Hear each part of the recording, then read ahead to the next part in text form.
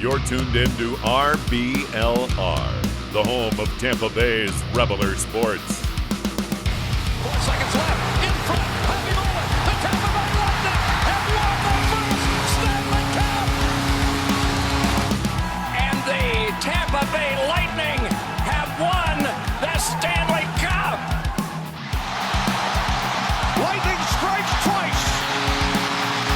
The Tampa Bay Lightning win their second straight Stanley Cup.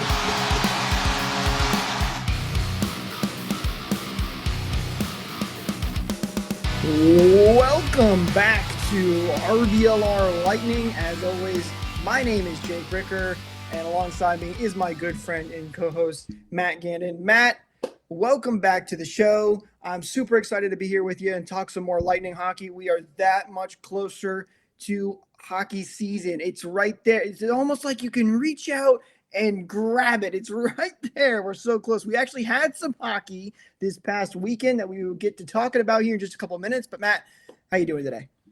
Jake, I can just tell the excitement in your voice just from that welcome. I mean, it's so close you can almost taste it. I mean, I'm excited for it. I know we just did the prospect showcases. What was that? 3 games or so? Nashville, Carolina, 3 games, Florida. Exactly.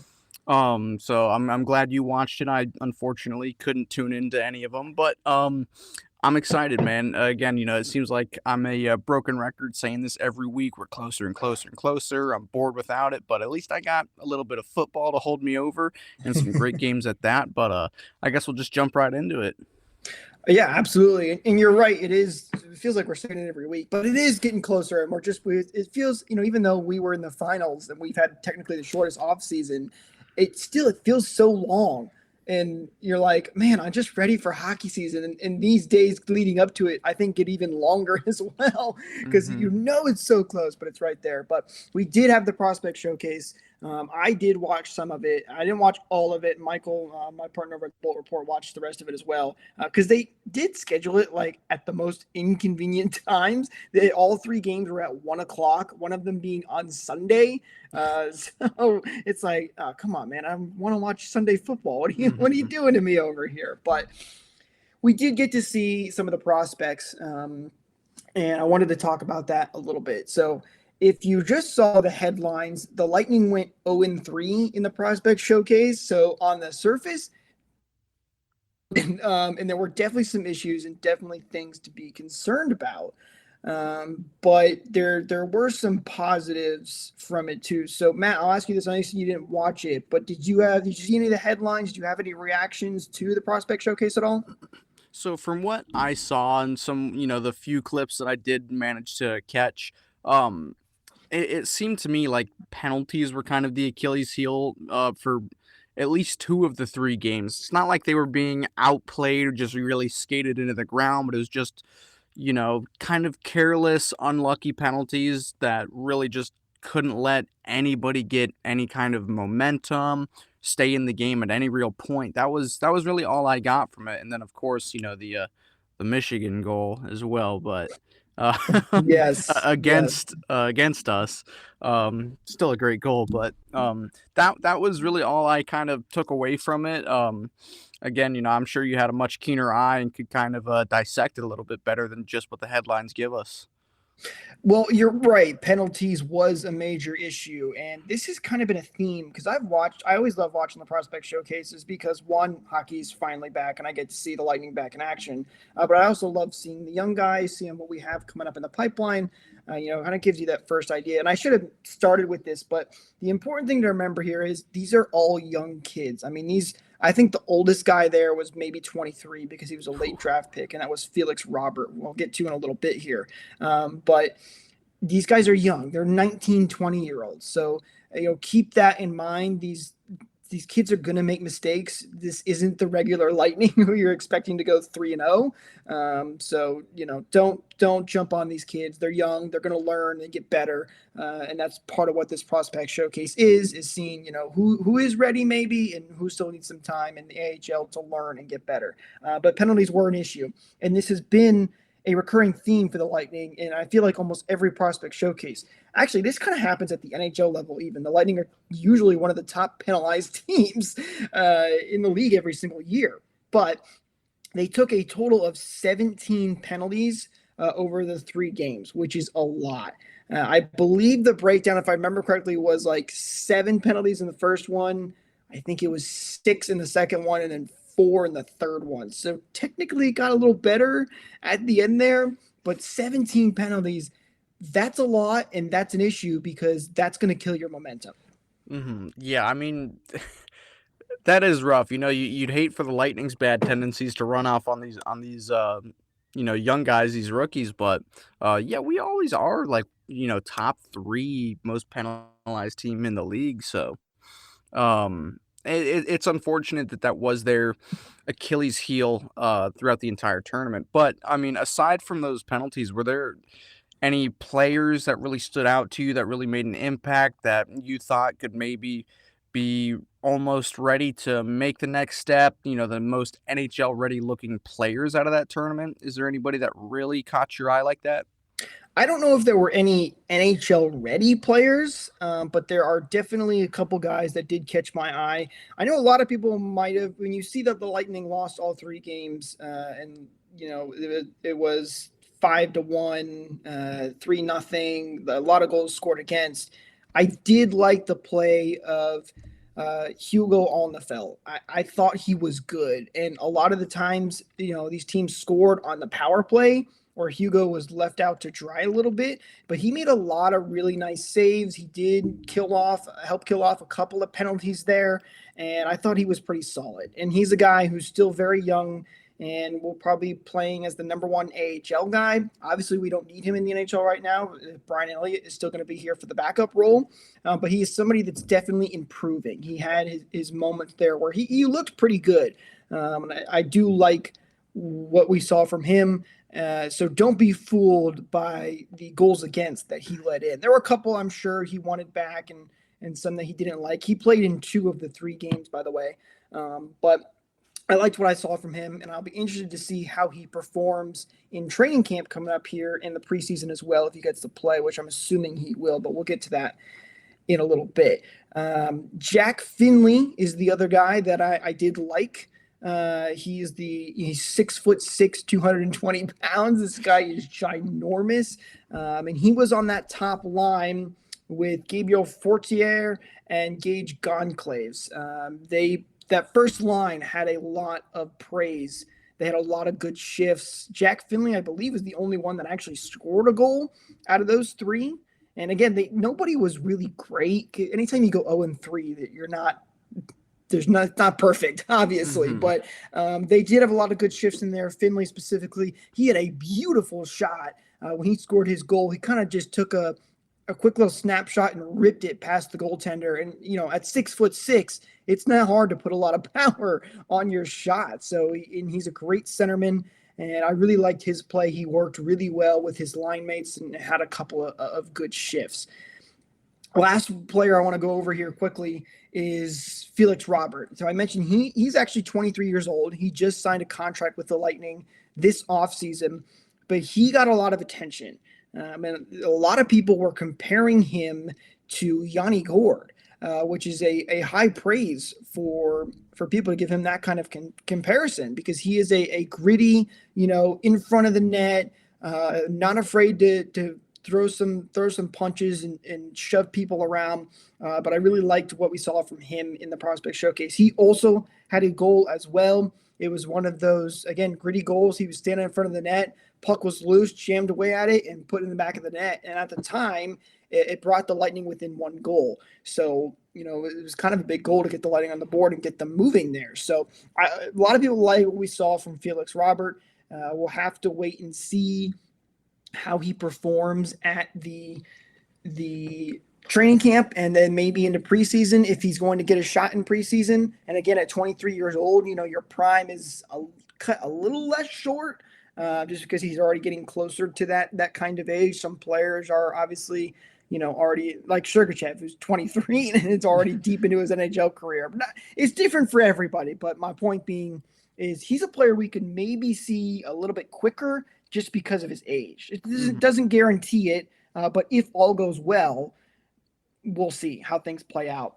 He'll need some time in the AHL, maybe to see how he does and how he adjusts to the professional level, if you will. But I did like what I saw from him as well in the prospect showcase. Sorry, I was rambling on there for a little minute, but those are a couple of players that I like there. No, you gave me a great dissection of it. I can kind of get a feel for who to kind of watch out for. So no, I really appreciate it, Jake. Yeah, no, and I'm a nerd. I'm a big hockey diehard or Lightning diehard, so I like watching that kind of stuff. I know it's not everybody's cup of tea, and let me be honest with you, it was a little hard to watch. Anytime the team goes, oh, you're like, yes, hockey's back. I get to watch the Lightning, and then it's 5-2, and you're like, this is brutal. And also, the tournament took place in Carolina.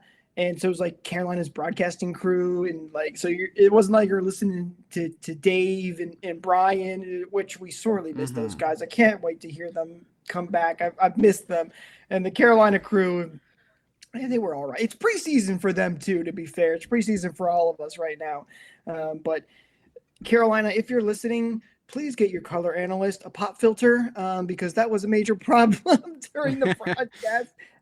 Matt, it was just constant pop, pop, pop, pop, pop. It was driving me sounds crazy. like me. Pop filter, it's $5. Just get one, please. No, I'm kidding. It's preseason for those guys. They do a tremendous job. Obviously, we have to appreciate their coverage, or else we wouldn't have any. So, but it was fun to watch. I'm glad hockey's back, and we're getting closer here. So, did Lucas Edmonds play in this tournament at all? Yeah, he did play. He didn't have any huge standout moments. He had a couple of good shifts here and there, but when you go 0-3, everybody kind of just looks bad. So yeah, it was hard to pick those guys that stood out. But again, they're young. Lucas Edmonds just got drafted, so I know a lot of people are really high on him right now and hoping he can make an impact. And they will still have some time in training camp and maybe the preseason, depending on who makes it there, to make an impact. But speaking of training camp, let's talk about that a little bit, because the Lightning did drop the training camp roster. And looking at the roster specifically, there's not much to look at, because initially at the start of training camp, it's basically the entire team on the list. There's a ton of players. There's specifically 29 forwards, 21 defensemen, and 6 goaltenders. But that list gets quickly cut down. Matt, did you see any of the names on the training camp roster? Yeah, I caught the list. I think they dropped it today, I believe, or yesterday maybe. One day ago, so yesterday. Okay. It feels like today, because everything's. It wasn't too long ago, but obviously you've got your typical guys in Alex Pierre-Boulet, Jack Finley, Lucas Edmonds, all those guys that were just in the prospect showcase. Alex Killorn, he's going to be there. Nick Paul, Braden Point. So some of the veterans who will also be there, more to help, I think, acclimate the younger guys and get them, maybe build a little bit of that chemistry. And then for defensemen, Cal Foote is going to be there, which good for him to get some training there. You got Roman Schmidt, Sergachev will be there, one of the veteran guys. Actually, almost the entire defensive core, I believe, is going to be there. That's already at the NHL level for the Lightning. Ian Cole as well, so we'll get to see him for the first time in Lightning Blue, so that'll be exciting. Victor Hedman's on here as well. That's interesting that Victor Hedman's on. Oh no, Steven Stamkos is on here as well. There's so many names, I can't look at all of them and get them all in there, but I really hope that Hedman guy pans out. I know, right? I don't know how he is going to be, but hopefully he'll be pretty good. No, I'm sure he will be. I'm trying to look at this list quick. I don't see our latest draft pick, whose name is slipping my mind at the moment. Iceman, Isaac Howard? Yes, Isaac Howard. Did you see him on there? I don't know. I only kind of skimmed the list and, looked for names that I kind of expected to the names I expected to be there in like the last week of camp or so. And with him being, freshly 18, freshly drafted, I'm not surprised to not see him on there. Yeah, he's not on this list. It's probably because, like you said, he's young and he's probably going back to play, because he's going back to play with his college, I believe. Correct. Yes. Okay, yeah. Well, I was hoping maybe we'd get to see him a little bit, but he will not be there. Felix Robert will be there, one of the guys I mentioned from the prospect showcase. So that's the one I'm interested to see how they do. But really, for this list, more seeing who gets cut, and for a lot of these guys, not because they weren't doing good, but just because they're going to be playing in the ECHL and they won't be there for long. So we'll start to whittle down this roster pretty quickly usually, and then we'll start to get to see, okay, who's playing in the preseason, who maybe has a shot at making that NHL roster. Because remember, Cirelli and Bogosian are both going to be out for that start of the season. So it'll be really interesting to see who gets closer and maybe taking those spots for the first couple of games. ABB is obviously the biggest one that we expect to be there the longest, but hey, who knows? Maybe somebody else will step up and make an impact. But training camp is right around the corner here, and they also have the schedule, which I will give to you guys now. There's a lot going on, but it kicks off Thursday, September 22nd, and they'll be at the TGH Iceplex. Is where 27th, Jake. I'm sorry. You said 22nd. It's 27th. No, training camp starts. Oh, the training camp. I thought you were talking about preseason. I'm sorry. No, you're That's good. my bad. You're good. Stat guy. So training camp starts on Thursday, September 22nd. All of this is taking place at the TGH Iceplex.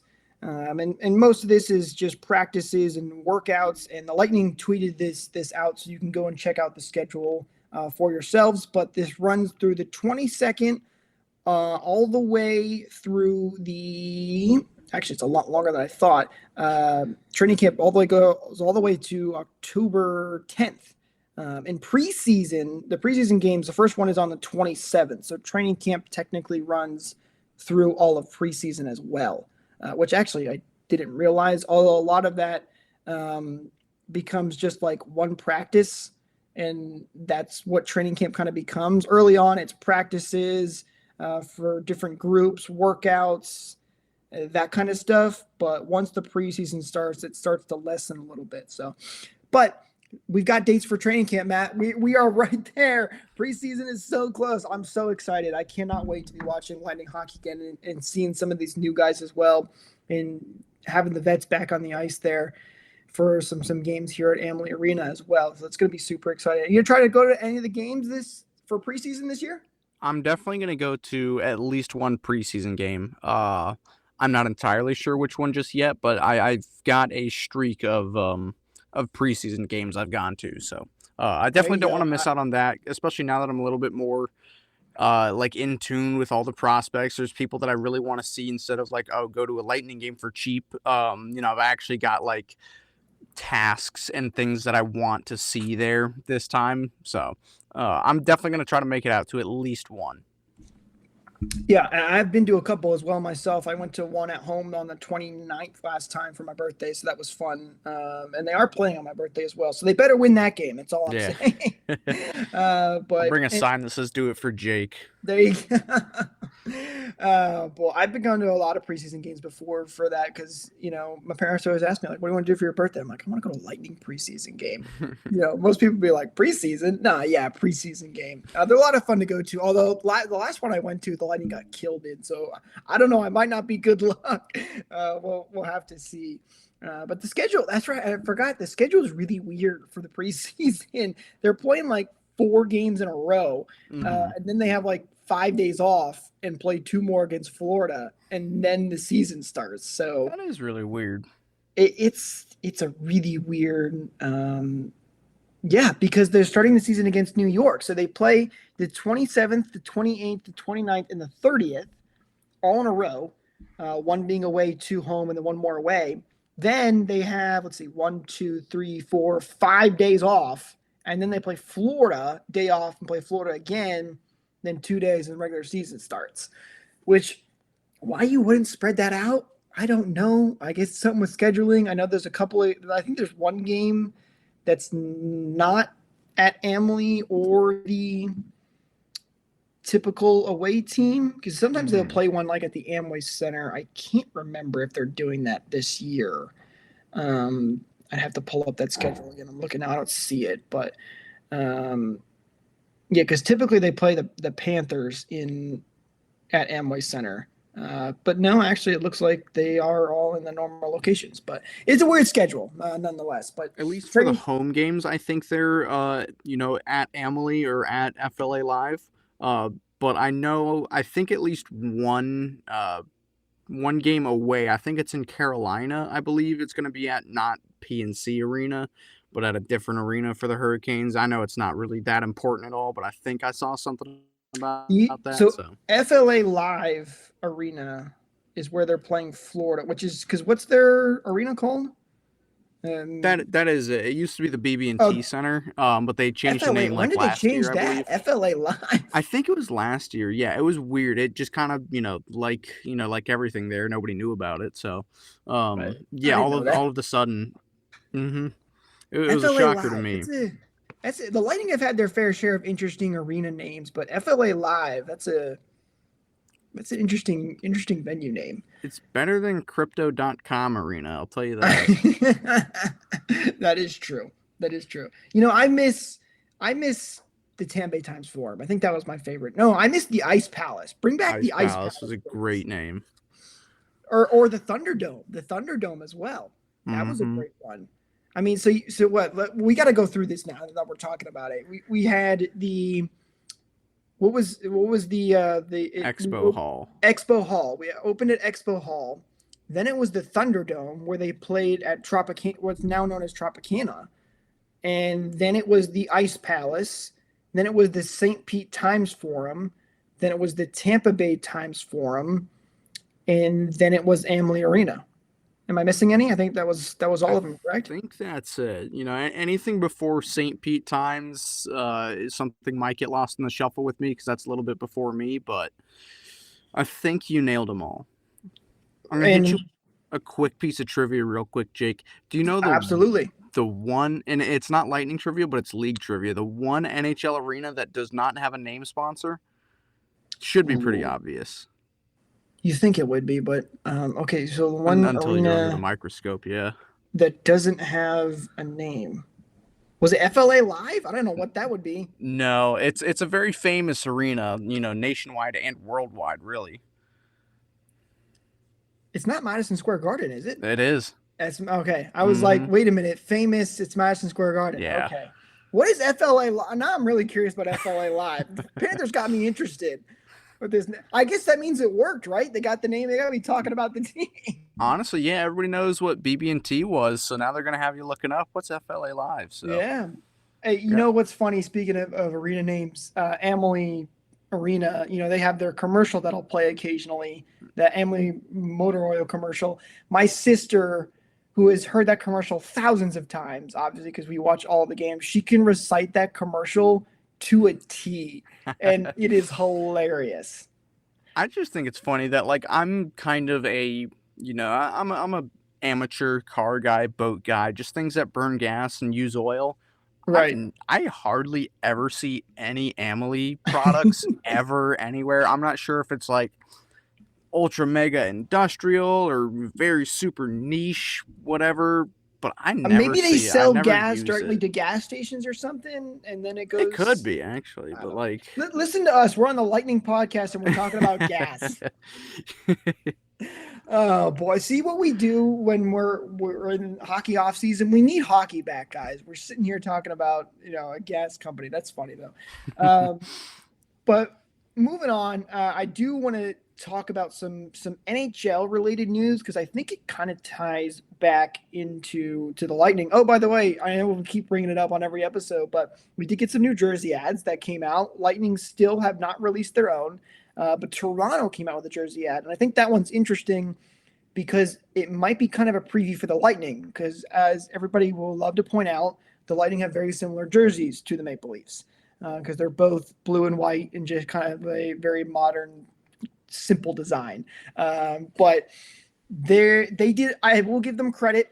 I do. Again, you guys know if you've listened to the podcast, I don't like jersey ads. But Toronto did do a good job with it. The home ad is white and kind of in the corner and smaller, and then on the away jersey it's blue, so the colors kind of blend in. And if the Lightning do have a jersey ad, still fingers crossed, please. The one and only Jeff Vinnick, don't do a jersey ad. But it did look all right. Did you see that one, Matt? I'm looking at it right now, and you know what? It's as good as a jersey ad is going to get. Right. That's a perfect way to put it right there. But it's as good as it's gonna get. It's a milk ad. I don't even know what the team says was. milk. Oh, is that what it says? Milk? Yeah, it literally says milk. There's nothing else to it. Like, it's not even like the got milk style of font or anything. I have no idea. You know, it's Canadian, so it might be bagged milk, but it literally just says just like just milk. says milk. Toronto is just a big spoiled team that can't make the playoffs. That's it. I had to take a shot at them. Eureka, our producer, says on Ontario Dairy. Oh yeah, that could be the relation. We're getting our Publix. When we get our Publix ads, right? Do the Publix ads for the Lightning? But all in fun. I'm still waiting for that those announcements to come out for the Lightning. Did we talk about on this podcast when the Lightning are releasing their reverse retro jerseys? I don't think we brought that up. I'm not entirely sure because I just hear like 5 different things that are just kind of all unconfirmed about it. So I'm kind of cautious on what to bring up. Right. Yeah. So take this with a grain of salt. That's important to remember. But a pretty reputable site said that it'll be another. Remember last year they had announced them all at the same time. I believe they're doing that again. The date that's floating out there right now is 2 weeks into the regular season. I don't have it pulled up in front of me. I think it's October 27th. Don't quote me on that, but it's like 2 weeks into the regular season that they're planning on announcing these reverse retro jerseys. So we at least have a date range, though, on when we might be getting those jerseys, which is something to look forward to. So I'm excited about that. Actually, speaking of jerseys, Matt, did you see the jersey concept that was posted by Greg Wolf over on Instagram by chance?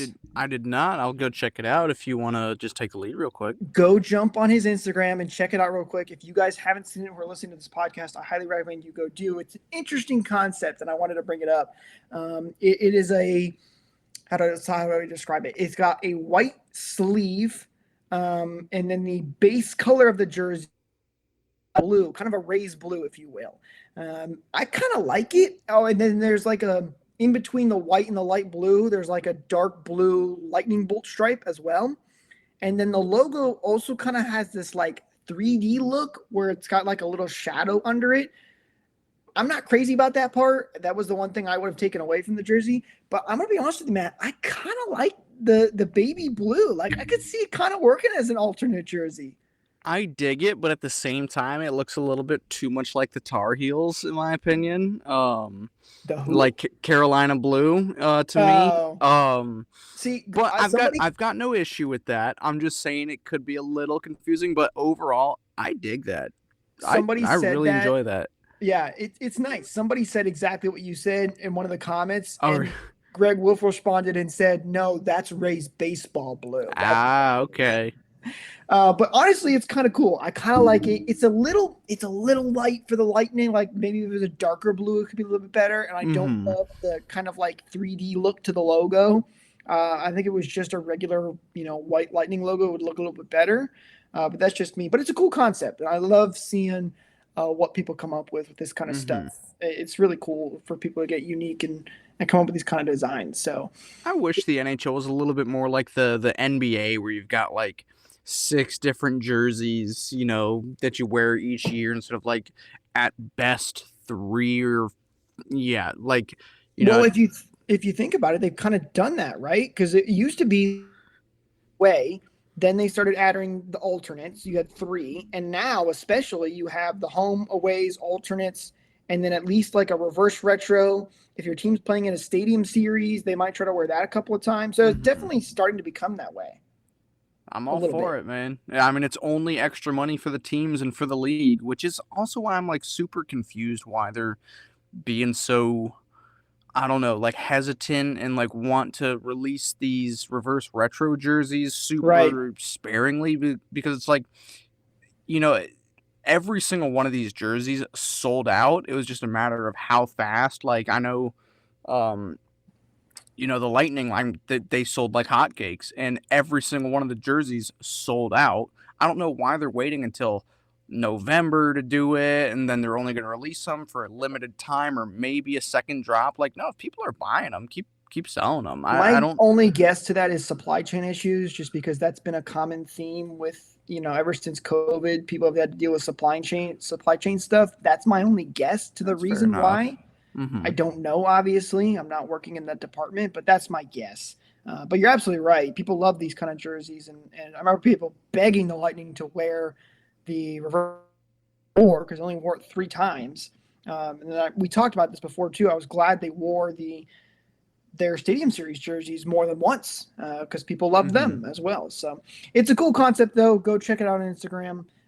It was posted by Greg Wolf. He gave credit to the actual person that made the jersey as well, so you can check out their stuff. But neat jersey. We'd love to hear what you guys have to say as well. If you think you would rock this style jersey. And speaking of stuff to wear, if you guys are looking to stock up on some shirts for the NHL season coming up here for the Lightning, don't forget to go to shop.rblr.sports.com to get some new Lightning merch from the RBLR store. You can use code BOLTS for 10% off your order. And it's not just Lightning stuff. We got Buck shirts, Rays shirts, Rowdy shirts, you name it. We got it. We've got some awesome stuff over there. So be sure to go check it out. There's a link in the description as well. So you can go check that out. Again, it's shop.rblrsports.com. My apologies. I read that wrong the first time. But link in the description either way. So you have the link right there. It'll take you right to that landing page. But go check it out. And check out some cool shorts, some cool shirts. Moving on to the next thing, Matt. This was I was originally alluding to, actually, with the NHL news that we can relate back to the Lightning. Nathan McKinnon just signed a new NHL contract. Matt, did you see the numbers for this contract? Yes, I did, and boy, I mean, he's earned every penny of it. I can be a salty Lightning fan, whatever. He's earned every penny of that $12.6 million AAV contract. I believe it shakes out to just over $100 million for those 8 years in total, and about $82 million of it will be paid out in signing bonuses as well. So it's a well-structured deal. It's very, I'd say it's fair. I don't want to call it high because, again, he's earned it, but at the same time, it really, it's expecting the cap to rise, which, God forbid another global pandemic happens or something like that. Knock on wood right now. The salary cap is, 99% chance it's projected to rise a hefty amount. So it's taking that into account. But it really kind of makes you appreciate what Steve Yzerman and Julian Breezeball have been able to do with our team. Granted, I would put like Kucherov and Stamkos, next to Nathan McKinnon any day of the week. And I get they signed their deals a good bit ago, but they look like steals, honestly, compared to that. Right. I don't know if I'm being a homer, but again, they were signed a good bit ago. McKinnon is a special talent, but I wouldn't necessarily put him above or below like Nikita Kucherov, but on the same playing field. I'd put them right next to each other. Right. Well, depending on who you ask, most people would probably say Kucherov is better. If you're asking Lightning fans, maybe some other fans will say that McKinnon's better, but you're right. They're right there on that same playing field. But yeah, was it $12.6 million? I mean, yes. that is insane. I would like to get his number and see if he can lend me some money because Just $20, that is a man. lot. It's a major contract. I mean, he can pay more than McDavid. And McDavid is arguably the best player in the NHL. I think by a lot of people's standards. And the reason I bring it up, and you kind of hit on this a little bit, Matt, but it's because it gives me appreciation for JBB and Steve Yzerman as well, because he signed some of these contracts still, how good the Lightning are about managing their money.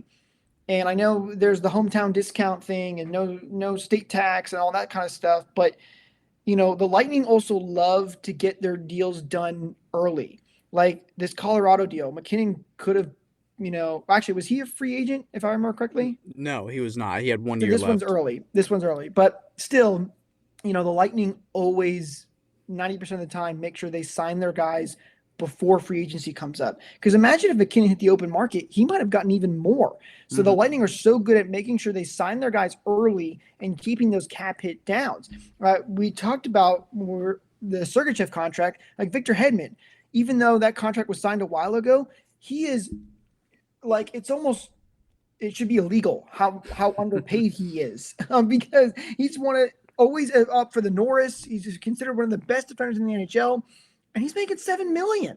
Like it's Victor crazy. Hedman has the best.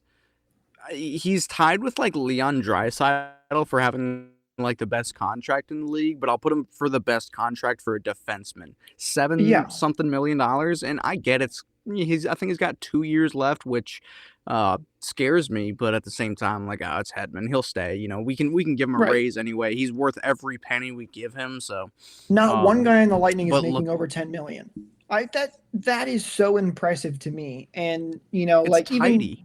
And even guys like you were mentioning Kucherov, right? Who signed, even though they signed a while ago. They still have Kucherov still has what, 3 years left on his contract? 3-4 years. I think 4, if not even 5. I know his deal wasn't signed a long time ago, but I think it was a Steve Yzerman deal. I think it was towards the end of his tenure, though. I'm pulling up Cap Friendly to check on it to make sure I have it right here. But still, so like, even though his contract, it's kind of hard to compare it to McKinnon because he signed it a while ago. He still has multiple years left on his deal. So it's 1, 2, 3, 4. It's 5 years. It's 5 years. Like Kucherov is probably as good or better, or maybe a little bit less than McKinnon. They're different players, but they're both, they're similar. 5-star, AAA superstar players in their own respective ways. On the open market, Kucherov would get paid McKinnon money, and he's making 9.5 for the next 5 years. I mean, can we give a round of applause to the Lightning front office there? I mean, thank you. Even though we run into a lot of cap issues just because of the way the cap has played out for us recently, it could be a whole lot worse. And yes, again, you said it, McKinnon deserves that money. He's been a fantastic player. He's been the face of the NHL. But, I mean, the Lightning have done wonders. That's why they call JBB a wizard, and Steve Yzerman as well, because they do these amazing deals. And like you said with Hedman, even though his contract is coming up here, Stamkos as well, they'll somehow get those guys to sign for even less or just a couple million more. We'll be sitting here going, how did they do that? And I'm trying to think of, you're talking about getting these deals done early. I'm trying to think of the last time we let a player that was part of the core go to the open market, and the first and only one I can really, that's what I was about to say, 2016 Steven Stamkos. And luckily enough for us, he stayed in Tampa. I know that got real scary for a little bit. He's coming home to Toronto. Thank God he did not. I really think that was the last core player we let go to the market. I know there were like Braden Point's deal, his last deal, the bridge deal. I know that one got a little close to free agency, and it was kind of like he wasn't a UFA either, so it kind of doesn't really matter like that. But for his new extension, which I believe kicks in this year, he's making $9.5 million. We got that done a year early. Sergachev, Cirelli, Nick Paul, I'm not counting him just because he was a trade deadline acquisition, blah blah blah. Not counting him, but yeah, Sergachev, Cirelli, Hedman, Kucherov, Point, you name it. They just like to get these deals done early, and just make this work tidy business. And the other half of that too is that they signed these guys to long-term deals, which sometimes can scare people. Like the Sergachev deal, for example.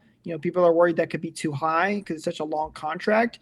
But if it pans out and Sergachev becomes a better and better player, that's what gives you these amazing deals like Victor Hedman's, is that the fact they kept that deal so long that by the time it comes around to, these other guys are signing these new contracts, it looks even better.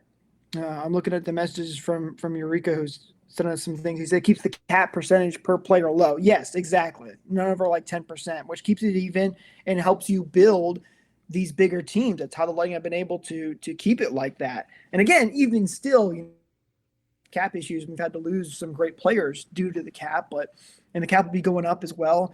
Man, it's going to be so nice to get that cap finally going up, man. I can't wait. I'm sick of dealing with these LTIRs and everybody being up against the cap. It's no fun. Whoever the Lightning's capologist is, like whoever Brisebois' right-hand man is, he needs a raise. That's true. He probably does need a raise. There's no way Julian's doing that all by himself. There's no way. Listen, Cat Friendly does an unbelievable job at breaking all that stuff down. My head still hurts looking at that kind of stuff. I can't imagine with actual numbers and payrolls and all that kind of stuff doing something like that. All right, last thing that I want to bring up here. This is a little bit of a fun conversation that we had over on the Bull Report. I wanted to bring it to you guys here at RBLR as well. Matt, I'll ask you first. This is the question we asked to everybody. What Tampa Bay Lightning player that did not win a Stanley Cup would you like to see win one? So if you could go back to any former Lightning player and give them a Stanley Cup that did not win one, who would it be? You can only pick one. So it's through like Lightning history or on the team right now? Lightning history. Any former Lightning player, the two qualifications is they have played for the Lightning and they did not win a Stanley Cup. That's a tough one because, like, I'll give you two answers. One of them right now to me would be Pierre-Edouard Bellemare. I love him. If I could share a beer with anybody on the team, I mean, he seems like the easiest guy to just the most down-to-earth, beautiful person I've ever met. He deserves one. He's such a good player. Underrated, in my opinion. We're going to get him this year, right? Yeah, exactly. So I'm just kind of projecting that right now. In terms of past players, it's hard to not argue Ben Bishop. I mean, he was, Vazzy before Vazzy. He was, our first solid franchise goaltender, if you even want to call him that, if you can give him that tag. I mean, I think you can. He got us so close, and he just had, injury troubles throughout his career, but every time he was healthy, he just laid everything out. There were times where he just willed the team and carried the team to victories, kind of like how Vasilevsky does nowadays. And it is honestly kind of a shame that he never got to win the Stanley Cup with us, so he would probably get my vote as well. And the shame of that is we probably would have won in 2015 had he not gotten hurt and Johnson had that wrist issue. When this idea was first being talked about, I said without hesitation. I didn't even think about it. I was like, Ben Bishop. Ben Bishop is absolutely the player for me. I love your answer, though, for Bellemare, because he is a player I do really like that's currently on the team. But hopefully we can get him a cup, and he'll get that. But Bishop was the hands-down answer for me. A lot of people said Bishop or Ryan Callahan was the other one. Yeah. A lot of people chose. Obviously, he was huge for us. There was a couple of interesting ones that I have to bring up because they were funny. Somebody said Seth Cush. Not sure why. He's not a former Lightning player, but he was tagged on this list, which I thought was funny. Here's a great one for you, Matt. You're probably not going to know this. Ian Herbs. Do you know any idea who that is? Can't say I do. Is he like, a 90s player? He's a really old player. It was the weirdest one, and we looked him up. He only played 5, I think, and he had no goals, no assists, and was a -15. Oh my gosh.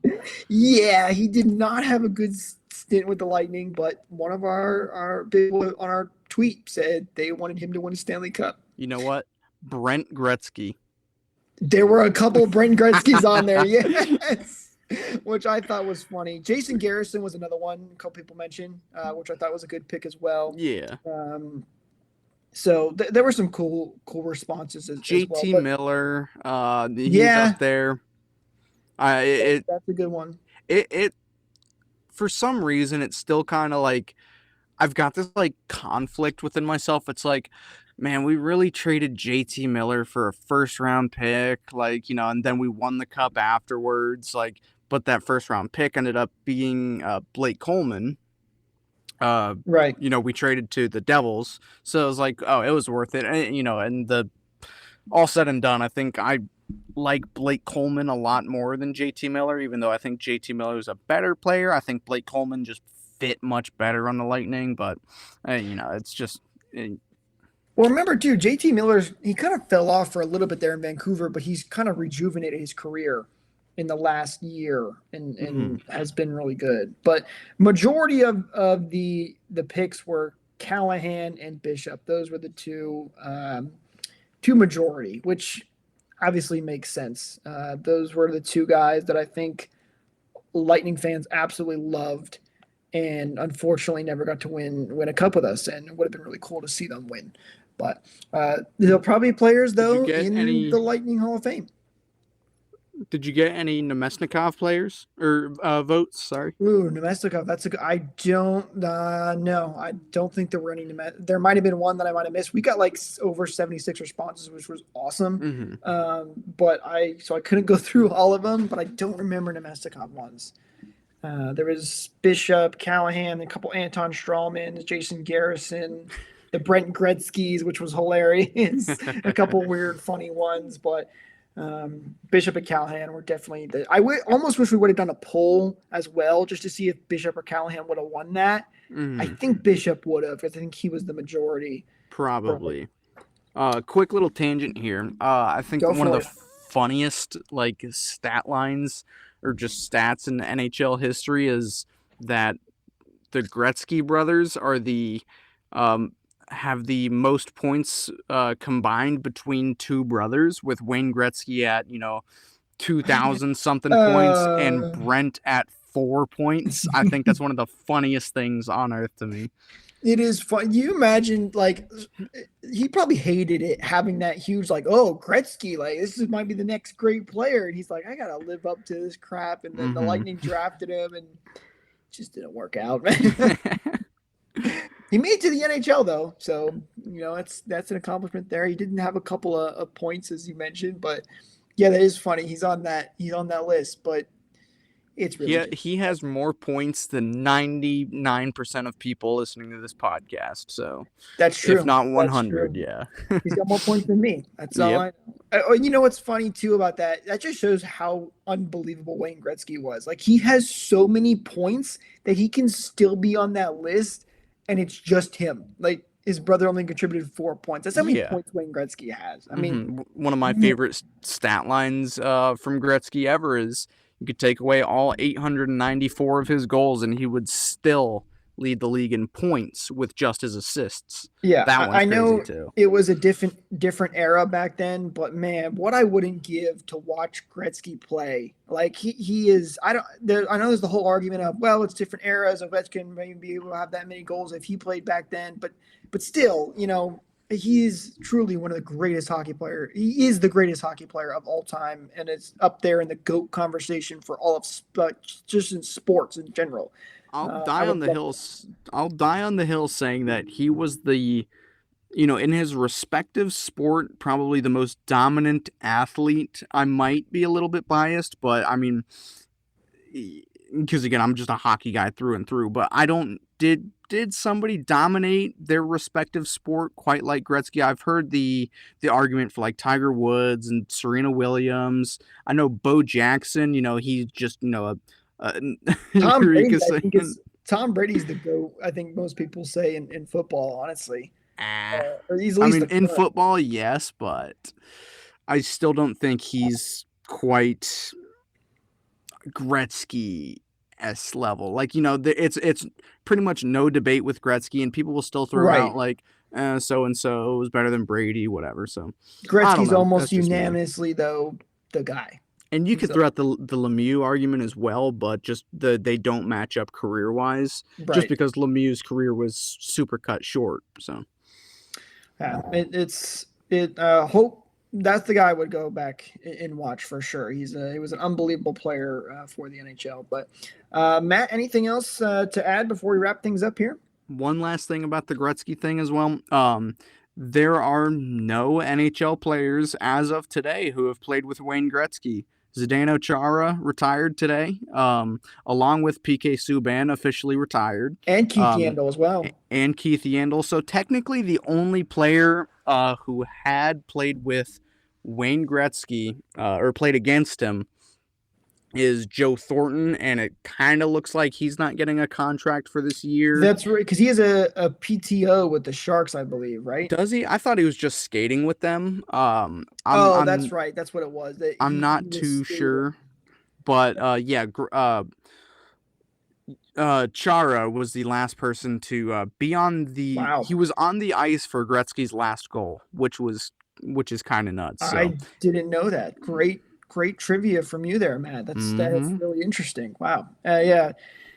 Chara retiring, man, he was a really annoying player to deal with. It has lightning fans when he was in his prime during Boston. He wasn't that annoying at the end of his career when he got older. We kind of ran circles a little bit, but during his time in Boston in his prime, he was a force to be reckoned with. And one of my favorite pictures is Marty next to Chara, just because of the size difference between those two. I believe Marty even fought Chara once, if I remember correctly, which, wow. Yeah, good for you, Marty. Like, that's a tough guy to fight, especially at Marty's size. Boris Kachuk, he tackled him, dropped him. It wasn't a fight or anything, but it was, one of those, post whistle scrums earlier this past season. He took him down. Ain't easy to do. No, it isn't. Even at his older age, it was not easy to do. But no. Congrats to all three of those guys for their great NHL careers. I'm actually a little surprised nobody signed PK Subban because I know he dropped off after Montreal, but he had a rebound season this last year with the Devils. I'm surprised no one signed a cheap contract or something. Even the Lightning, I thought maybe they don't have the cap space though. No. But I'm surprised no one signed him and he retired. But he will be active with the NHL. He's going to be on TNT or something like that. I'm sure he'll be working with the NHL in some regard. But my thoughts on this, I'll get this out. We can wrap up. I know we've been going for kind of long, but I have to imagine that Subban had at least a couple of offers that just, probably wasn't worried about the money, but location and situation, that he just didn't want to kind of uproot everything just for 1 year. So he kind of didn't want to do that. Keep putting your body on the line. You have at least 3 job offers outside of playing hockey, in the media world.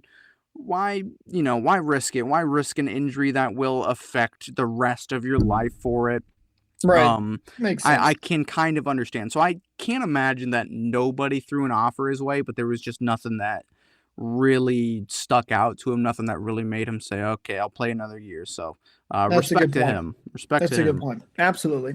Well, thank you guys so much for tuning in to another episode here. Don't forget to follow us at RBLR Sports on Twitter for all of your latest score news and all of the other podcasts as well. We got the Bucks podcast, who is rolling in full season right now. The Rowdies, the Rays podcast. We're getting closer and closer to the postseason. That's a lot of fun to talk about right now. And of course, our podcast as well. So don't forget to give us a follow.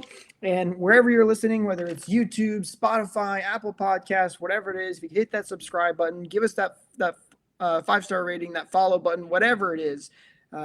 It's free. We really appreciate it. It helps us out a lot. So, but thank you to anybody who is still hanging out with us and listening. So that's going to do it for us in this episode, and we will see you guys next week.